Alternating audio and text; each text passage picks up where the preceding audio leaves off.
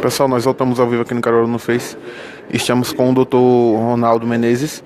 Ele é o neuro que operou o Alexandre. Doutor, como o senhor recebeu o Alexandre aqui no hospital e como foi o procedimento que o senhor fez? Boa tarde. Boa tarde. É um paciente que chegou grave, tá? Pelo tipo de trauma que ele sofreu, um tiro na cabeça, né? Isso é sempre grave. Mas foi dado suporte primário muito bom no Hospital Regional do Agreste, na admissão, na entrada. Esse suporte clínico é importante, inicial.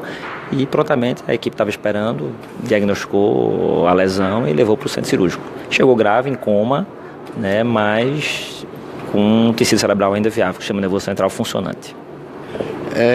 O senhor operou ele, como foi a cirurgia e qual o quadro de saúde dele agora? Bom, a cirurgia, a proposta inicial foi bem sucedida, né? O tempo cirúrgico foi bom e o propósito nosso do ponto de vista cirúrgico foi realizado de forma adequada, tá?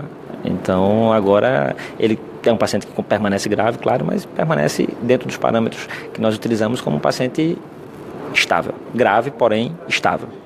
O projétil foi tirado da cabeça dele porque a informação que nós recebemos de que a bala teria ficado alojada foi retirada? Não foi retirado, até porque eu volto a afirmar que neste caso especificamente essa não era a preocupação nossa com a bala que ficou alojada. O objetivo da cirurgia não era retirar a bala depois que ela parou lá e ficou quietinha lá no lugar dela, não vai provocar mais nada dentro da cabeça nessa fase. Então o objetivo da cirurgia foi outro. Como o senhor poderia classificar nesse momento o quadro clínico do jornalista Alexandre Farias? Grave, gravíssimo? É um quadro grave, porém estável, utilizando os parâmetros que a gente utiliza em unidade de terapia intensiva. Mas é um paciente grave, com risco de morte. Teve perda de massa encefálica, doutor? Sim, geralmente nesses traumas, um projétil de arma de fogo penetrantes, que a gente chama, que penetra no crânio, né, pelo orifício de entrada, geralmente por conta do edema cerebral, alguma massa cerebral é perdida. Quando ele chegou aqui já tinha tecido cerebral por esse orifício. Tá? Mas isso, na verdade, prognosticamente, nesse caso específico, não é o divisor de águas, não. Tá? A região era uma região frontal, então a gente não considera isso como uma coisa mais importante. Claro que está dentro da gravidade, mas essa perda de massa cerebral a gente não vai valorizar tanto nesse momento. Vocês classificam como pontos cruciais de um paciente o operatório e o pós-operatório.